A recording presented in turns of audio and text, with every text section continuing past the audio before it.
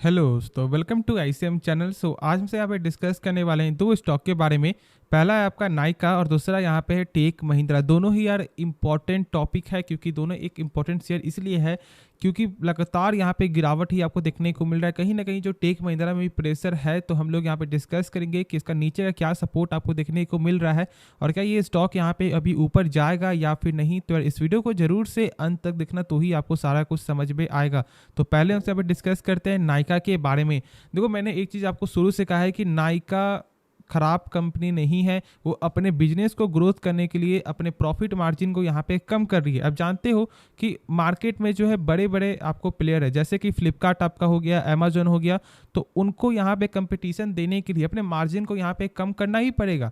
लेकिन ऐसा हो क्या रहा है कि देखो, बिजनेस पे वो यहाँ पे मार्जिन कम कर रही है, ये मार्केट को कोई मतलब नहीं है। मार्केट को ये चाहिए कि उनका सेल्स लगातार बढ़े, प्रॉफिट में एक अच्छा खासा ग्रोथ हो। और यहाँ पे हो क्या रहा है कि नाइका का जो सेल्स है ना, वो तो यहाँ पे लगातार बढ़ रहा है, लेकिन प्रॉफिट जो है वो यहाँ पे कम हो रहा है क्योंकि मार्जिन कम है। ठीक है, बस यही चीज़ को आपको यहाँ पे समझना है। और कंपनी में कोई भी खराबी बाकी कुछ भी नहीं है। हाँ, एक चीज़ है कि कंपनी का जो वैल्यूएशन है वो बहुत ज़्यादा यहाँ पे हाई देखने को मिलता है, और लगभग जो है आईपीओ में बहुत सारी कंपनी ने ऐसा ही किया है।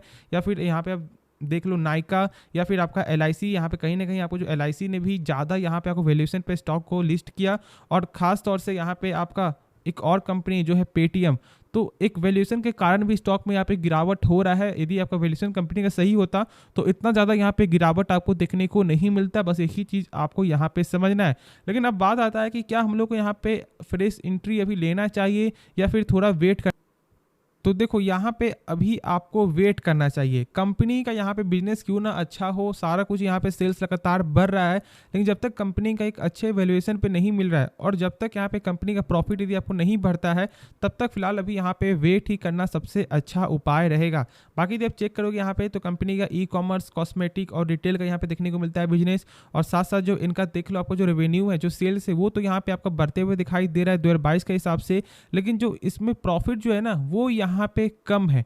देख रहे हो ना कि यहाँ पे आपको रेट निशान देखने को मिल रहा है, और प्लस जो टोटल एसेट है कंपनी का, वो भी यहाँ पे बढ़ रहा है। तो बस आपको यही चीज़ यहाँ पे समझना है कि अभी आपको यहाँ पे वेट करना चाहिए, होल्ड करके चलो। यदि आपने एक हाई प्राइस से बाय भी किया हुआ है, तो यहाँ पे अभी आप एवरेज मत करो। ठीक है, जब इसका लेवल आपको 200 के ऊपर जाए तब यहाँ पे आप एवरेज करना। लेकिन अभी मेरे हिसाब से तो यही रहेगा कि होल्ड ही करना सबसे बेस्ट है। बाकी आपका क्या रहे, जरूर से आप कमेंट में बताना। और साथ साथ जो ब्रोकर है, उनका भी आपको यही मानना है कि लेवल जो है ना, इसका लेवल 115 तक भी देखने को मिल सकता है। देखो, बहुत सारे ब्रोकर यहाँ पे बोलेंगे 115, तो बहुत सारे बोलेंगे यहाँ पे 130, तो कोई बोलेगा 150, कोई बोलेगा 200। तो ये 150, 130, 115 के लिए आपको स्टॉक को बाई सेल नहीं करना है। यदि आप ऐसा करोगे तो मान लो यदि एक रिपोर्ट भी कुछ आपको सही आ जाता है, तो यही जो टारगेट है आपका 115 का या फिर 150 का, वो आपका 200 हो जाएगा। और यदि एक खराब रिपोर्ट आपको आ जाएगा, तो जो 115 जो टारगेट है, वो घटकर शायद आपको 95 भी हो जाए। तो ऐसा काम मत करो। फिलहाल जो एक बेस्ट एग्जांपल है आपका इन्फोसिस कंपनी, जानते हो शानदार है आपका इन्फोसिस। लेकिन क्या हुआ, जब नंबर थोड़ा यहाँ पे खराब आया, तो जो भी टारगेट है वो आपको लगातार कम होते हुए ही दिखाई दे रहा है। तो यही चीज़ मैं यहाँ पे शुरू से जो है समझाना चाह रहा था, और यही चीज़ आपको यहाँ पे समझना है। बाकी कुछ भी आपको दिक्कत नहीं होगा। बाकी कंपनी का जो कैश फ्लो है वो भी यहाँ पे सही नहीं है, यानी कि कंपनी जो भी सामान बेच रही है उसका पैसा जो रिटर्न नहीं आ पा रहा है। तो ये भी थोड़ा यहाँ पे आपको जो नेगेटिविटी है। बाकी कंपनी का जो मैंने बताया है, उस चीज़ को जरूर आपको ध्यान देना है। तो चलो फिर हम लोग यहाँ पे नेक्स्ट स्टॉक के बारे में डिस्कस करते हैं। तो अब सब बात करेंगे यहाँ पे टेक महिंद्रा के बारे में। और देखो, टेक महिंद्रा में लगभग आपको 2.25% तक जो गिरावट आपको देखने को मिला है, और जो इसका लेवल है वो आपको आ चुका है 998 रुपया का। अब देखो, मैंने आपको 1000 जब आपका 40 आया, तो मैंने कहा था कि अब यहाँ पे बाई मत करो, क्योंकि आपका 1050 के नीचे आ चुका है, यानी कि सपोर्ट के नीचे है। और मेरा यहाँ पे स्टॉप लॉस भी आपको हिट हुआ था, जो मैंने कहा था कि 1050 के ऊपर बाई करने के लिए पहले, हाँ, लगभग 1150 तक आपको जाते हुए दिखाई दिया। और उसके बाद फिर से आपको क्या हुआ, 1050 के नीचे आ गया। तो जो मेरा जो टारगेट था वो तो 1200 का था, लेकिन 1150 तक जाते हुए दिखाई दिया था। तो मेरा टारगेट यहाँ पे हिट नहीं हुआ, और स्टॉप लॉस यहाँ पे आपको हिट हो गया। तो इसलिए मैंने बोला था उसी दिन कि 1050 के नीचे आपको आ चुका है, जब लेवल था यहाँ पे 1040 समथिंग था। और अभी देखोगे तो यहाँ पे 998 आपको आ चुका है। देखो, प्रेशर यहाँ पे हर जगह से प्रेशर है। इसका Q4 का आपको नंबर भी आपको आते हुए दिखाई देगा कुछ दिनों में। तो हम लोग यहाँ पे ज़्यादा फोकस आपको करना करना है, लेकिन कंपनी यहाँ पे ख़राब नहीं है। ऐसा गलती यहाँ पे आप मत करना, ऐसा गलती मत समझना कि हम लोग यहाँ पे स्टॉक को सेल कर देते हैं। यदि आप कंपनी का कुछ चेक करोगे तो कंपनी का जो आरओसी है वो यहाँ पे गजब का देखने को मिलता है, यानी कि रिटर्न ऑन कैपिटल एम्प्लॉयड। देखो यहाँ पे नाम से मालूम चलता है रिटर्न ऑन कैपिटल, यानी कि कंपनी जो अपने ऊपर 100 रुपया लगा रहा है वही 100 रुपया एक साल बाद कितना रुपया बन जाता है, उसी को हमसे बोलते हैं यहाँ पे आरओसी। और यहाँ पे 26% से ज़्यादा का जो ग्रोथ आपको देखने को मिलता है, यानी कि कंपनी का 100 रुपया हो जाता है 126 रुपया।